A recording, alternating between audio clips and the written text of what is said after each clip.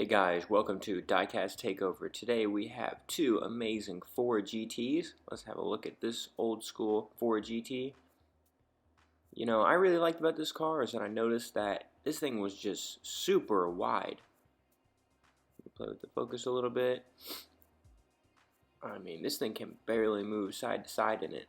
You see it is really filled to the brim.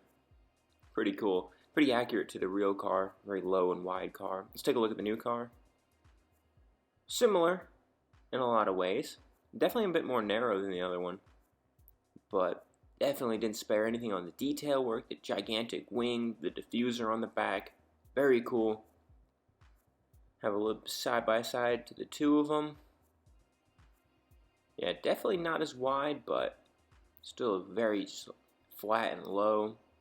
Just like his predecessor. Spare no time, let's crack this thing open. Going to be using my scissors, try to save this card art. Alright. Let's pull this guy out.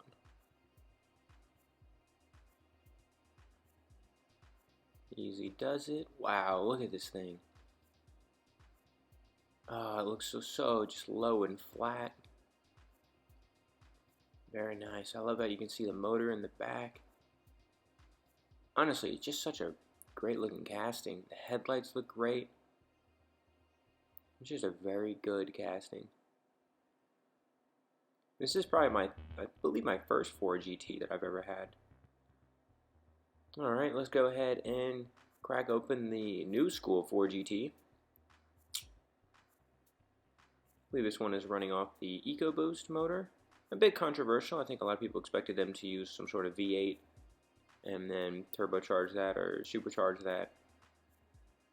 But the EcoBoost is making a boatload of power, so I don't think anybody's really complaining. I really haven't seen too many of these cars really on the road either.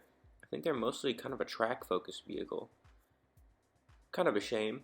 I'd love to see these things rolling around. Very cool. I think a lot of people thought maybe it would be like a C8 Corvette, but this is definitely a race-inspired vehicle. Definitely cool. You can see those flying buttresses. So cool. That was actually a very cool detail that they added. I was hoping they didn't skimp out on the flying buttresses. Just look at that. That wing is huge. So low to the ground. This thing is like a bullet. Let's get both of them side by side. Very cool. You can definitely tell the old school one is just so much wider, and the new one is just so narrow, and it definitely looks like the new school one is definitely meant to hug the ground a bit more. You see the splitter on the front end, and the wing is just meant to pull it to the ground. Whereas the old school one just used kind of overall flatness to just create that downforce. The whole car is the wing. As opposed to the new one, which seems like it wants to just kind of cut through the wind. Very cool. Getting a bit of feel the weight of them. Very neat. Alright guys, I think that's going to conclude today's video. Thanks for checking out these two beautiful cars. Have a look at these photos at the end. Diecast Takeover out.